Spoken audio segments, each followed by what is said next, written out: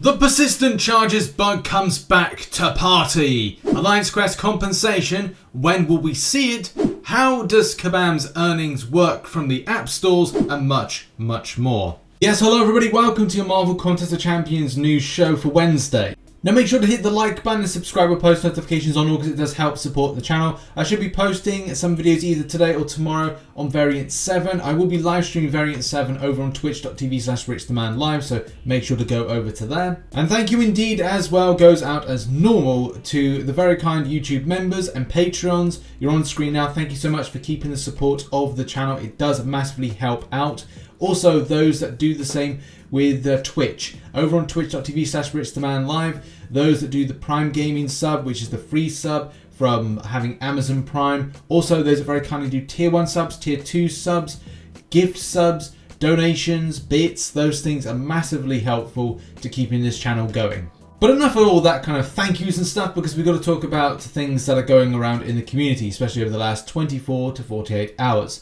The first thing is that there's an April side quest bug. In essence, it is a bug, but it isn't. It's one of these situations where if you don't claim something, you can't add more of the things you're doing to the collection of the objective. Again, to explain that, because I didn't really explain that too well. There's a scenario here that someone said that they had gone and grabbed the legendary. They've done the 4 runs to get themselves to 2% tier 5 class catalyst. But they did a 5th run and it didn't actually ping up as being a thing that had been done. You know, example here. So it says 0 of 4. They claim they did 5, but it's 0 of 4.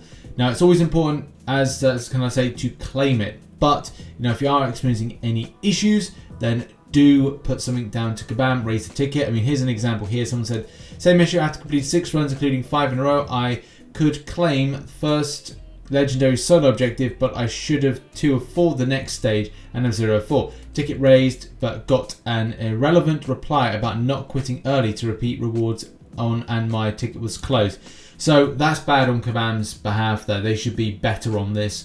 So yeah, I would say that put in this forum post here, forum thread, I've put a link in the description to this if you have experienced the same issue, and those players need to be refunded, or at least you know, have this sorted out, because it's kind of unfair when that happens.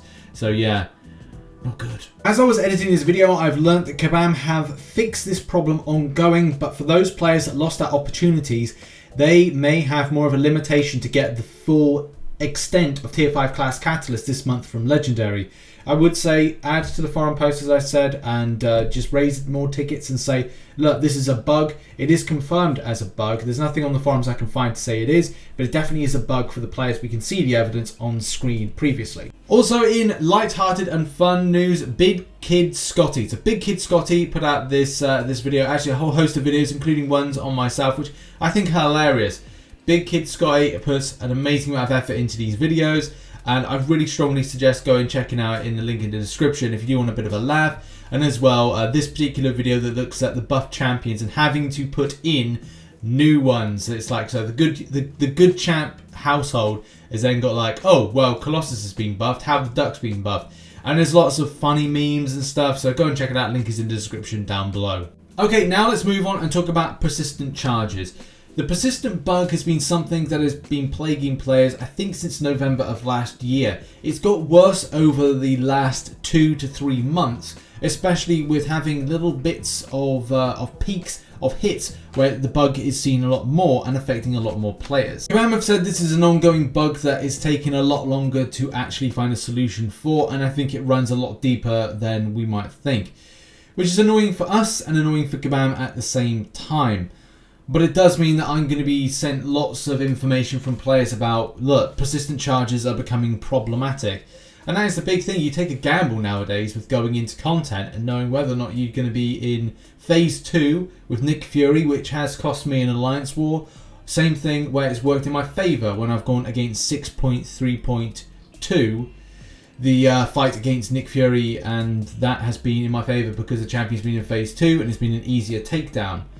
And the same thing with other content where that scenario has been put in place. It does also create a risk for players when they're deciding on Abyss of Legends and say they've got Aegon and maybe champions that use persistent charges to go, okay, well, am I doing Abyss? Am I risking Abyss?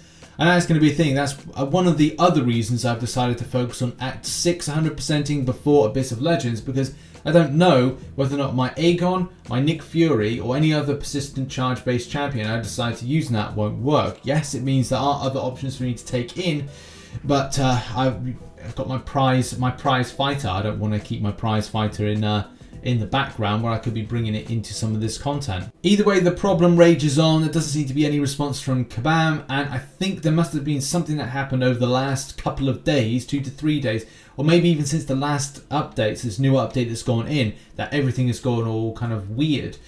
But maybe Kabam are working on something, and that's what they've done. They've worked on something slightly, but it was only a temporary fix that maybe wasn't in a newer build. I don't know, I just know that since the launch of the new update, I've seen regular forum posts on this, and also regular tweets from players saying, hey, I've got a problem with persistent charges. But now I want to turn your attention to something really cool, and that is a post by DNA 3000. This particular post was all about this situation around how much Kabam are making from Google Apps, or Google Play app, and as well like via Apple. And it's a really interesting read, by the way. Now, due to the way that I make Marvel Contest of Champions news, I will snippet things. I'll have little chunklets to make sure that this keeps into a timely piece. So I am reading out just little paragraphs here or there, and I really and strongly suggest you going out and checking the link in the description. But like this here, according to the latest version of the tier list I currently have, Apple charges $159 Australian USD, and the developer makes 101.81 AUD from that sale. At today's exchange rate, that's about $77.60 as I write this. It is little more, but in Australia, the developer is making only 101.81 / 159.9 equals 64% of the revenue. Apple is taking 36%. Kabam is making about 10% more on Odins in Australia, while Apple is making 48% more on every Odin. Apple makes about $30 on an Odin in the US, but in Australia they make $58 Australian, which is about $44.35 US. That's almost 50% more than the $30 they make on US Odins. It's incredibly interesting to read this stuff to kind of find out, the economics with putting stuff on the app stores.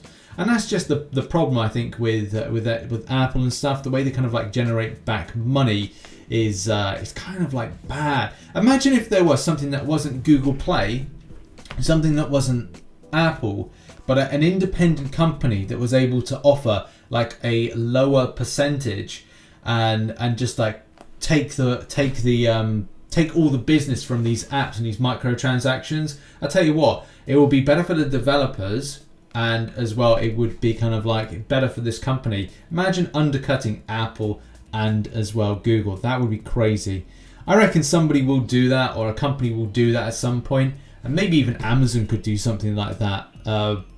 That kind of like the priority were to go through one app, have one kind of availability. Imagine if MCOC was only available on Amazon-based devices.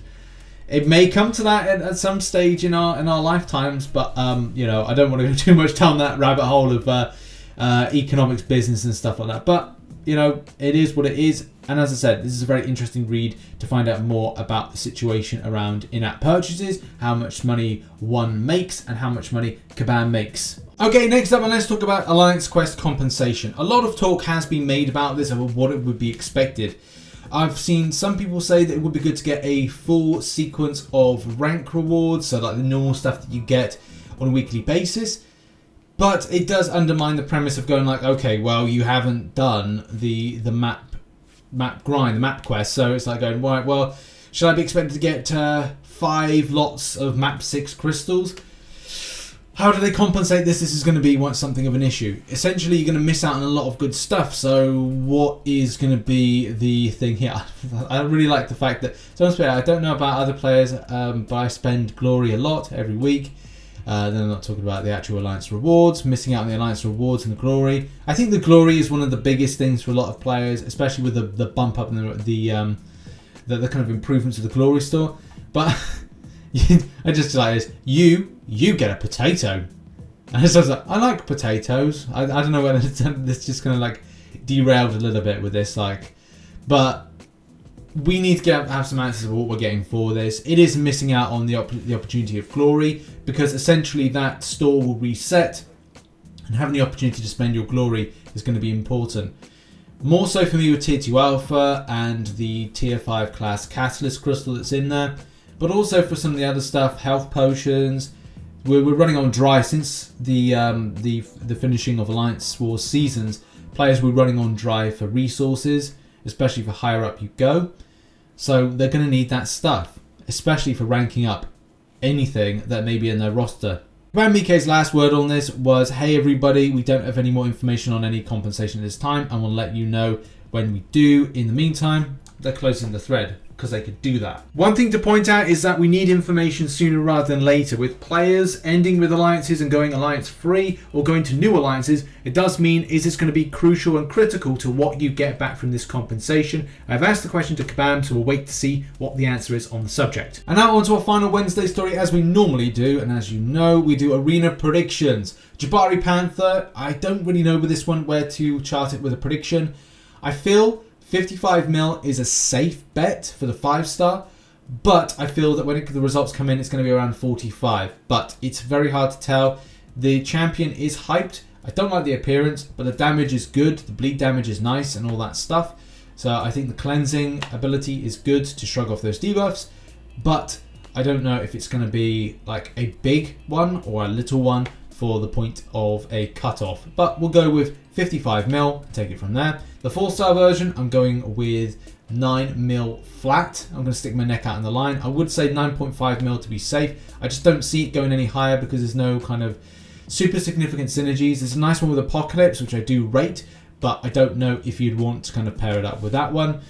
Also, with Punisher 2099, I don't think that's going to go that high. I think it's going to be 1.6 mil in the basic, but those are my predictions. They've been all down below as they normally are, and check out some other content located like that. I'm laughing because I'm doing it like the review of the week. Hello everybody, it's Running on Empty review, food review. I'm your host, the review of the week. God, sometimes I watch him and just like, oh, you're so funky, aren't you? You're a funky guy. But in any case, yeah, check out some other content located up there, and make sure Variant 7 later on, we're going to be dropping some vids on that one tomorrow. So thanks for watching, see you soon, bye bye.